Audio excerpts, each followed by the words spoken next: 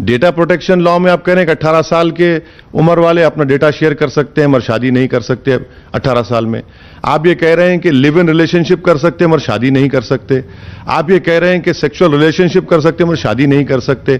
आप ये कह रहे हैं कि कॉन्ट्रैक्ट और बिजनेस स्टार्ट कर सकते हैं मगर अपने पार्टनर से उस उम्र शादी नहीं कर सकते।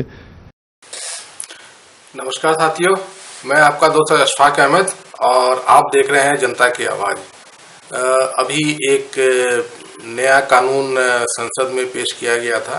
लड़कियों की उम्र शादी की 21 साल करने के लिए, अभी तक ये 18 साल था। तो इस पे सवाल उठे।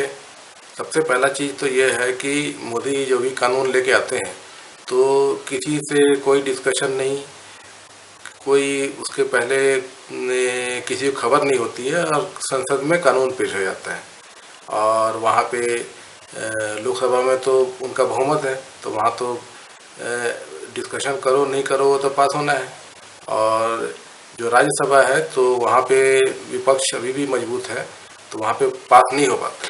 लेकिन ये उनको उसके तरीके हैं पास कराने के, जैसे कि जो काले कानून थे, कृषि कानून, उसको किस तरह से पास किया गया आप जानते ही हैं। तो मोदी जो है वो कानून इसी तरह का लाते हैं कि उनके मन में जो बात है वही पूरे देश पे लाद देना है, और उसी तरह से ये कानून भी आ गया है। तो इस पे बहुत प्रतिक्रिया आई लोगों की। तो पहली बात तो ये है कि ये तो ध्यान भटकाऊ मुद्दा है, क्योंकि ध्यान जो है अभी देश जिस स्थिति में है सबको पता है कि महंगाई इतनी ज़्यादा बढ़ी है। और वो भी मतलब कि एक तरह की ये महंगाई जो कई कारणों से बढ़ती है। जैसे कांग्रेस के ज़माने में महंगाई बढ़ती थी क्योंकि लोगों की आय बढ़ रही थी। अब नेचुरली जैसे कि आप समझ लीजिए कि 100 सामान मार्केट में है और 10 रुपये का एक सामान आ रहा है, और ख़रीदने वाले जो है वो 100 के ऊपर हो गए, ठीक है ना, 100 के ऊपर हो गए। सपोज 150 आदमी वही सामान खरीदने के लिए गए। तो उसमें क्या होता है कि जब डिमांड बढ़ जाता है, इसमें इस केस में क्या हो रहा है, डिमांड बढ़ रहा है। तो डिमांड बढ़ जाता है तो चीज़ों की कीमत है वो नेचुरली बढ़ जाती है, और वही जो है उसको महंगाई बोलते हैं। तो वो 10 रुपये का सामान था तो वो 15 रुपये में बिकने लगेगा, क्योंकि 15 में भी लोग खरीदने के लिए तैयार हो जाते हैं। तो वो एक अलग तरह की महंगाई है जो कांग्रेस के ज़माने में थी। और अभी क्या महंगाई क्यों बढ़ रही है, तो लोगों के पास तो पैसे नहीं है ना, लोगों के पास में पैसे नहीं है। अभी लोग जो है सिर्फ जरूरी सामान ही खरीद रहे हैं, जैसे खाने पीने का सामान हो गया या कपड़ा हो गया। जो चीज़ें जो दूसरी चीज़ें हैं जो लग्जरी बोल सकते हैं आप, जैसे कि गाड़ी हो गई या घर में फ्रिज हो गया, तो ये सब चीज़ें जो है अब लोग नहीं खरीदते हैं, बहुत कम खरीदते हैं। जब ज़रूरत होती है तभी खरीदते हैं।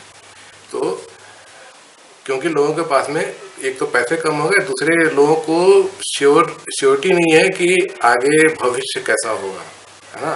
तो ये जो महंगाई क्यों बढ़ रही है, तो मोदी जी ने पेट्रोल और डीजल के दाम बढ़ा कर रखे, खूब टैक्स ले रहे हैं। 1 लीटर पे 65 रुपये वो ले रहे हैं, और जो पहले सिर्फ 3 रुपये लेती थी कांग्रेस, है ना, पर लीटर।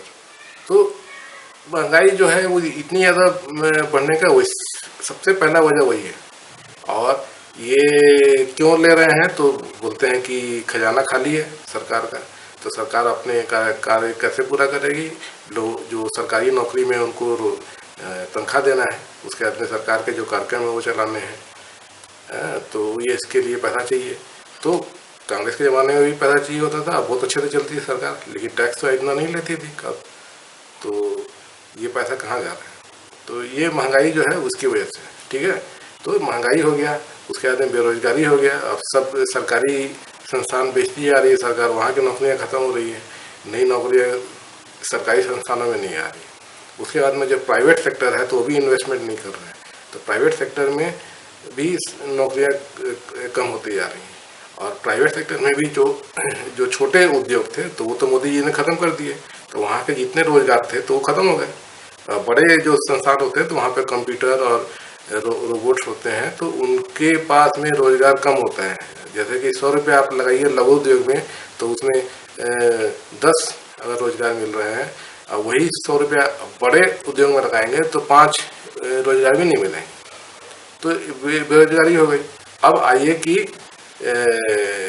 दूसरे मुद्दे हैं किसानों का, तो किसानों का भी जो है उस पर भी बैकफुट पे आई सरकार, तो कानून जो है तो वो भी रद्द करने पड़े और दूसरे उनकी बातों को मानना पड़ा।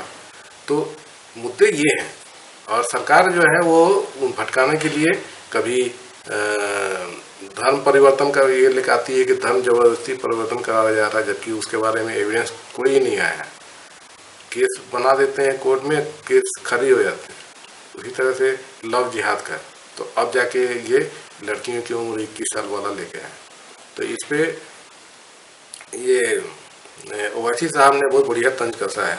वो बोले कि 18 साल की उम्र में आप वोट दे सकते हो, किसी को प्रधानमंत्री बना सकते हो, किसी को मुख्यमंत्री बना सकते हो, किसी को एमएलए बना सकते हो।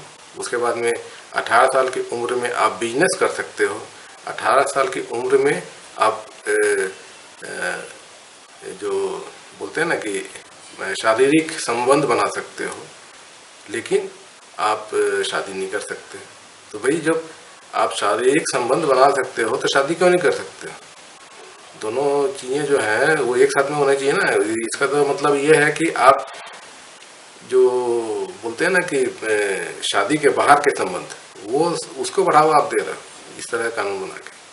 तो इस पे जबरदस्त तंज कसा है वैसे साहब, और दूसरे भी नेता सब तंज कस रहे हैं। और कानून मतलब कि आने चाहिए तो उसके बारे में डिस्कशन हो, कोई भी कानून।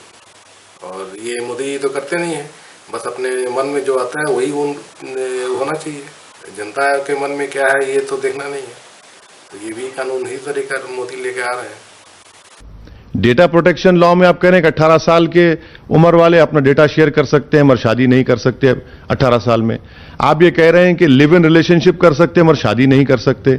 आप ये कह रहे हैं कि सेक्सुअल रिलेशनशिप कर सकते हैं मगर शादी नहीं कर सकते।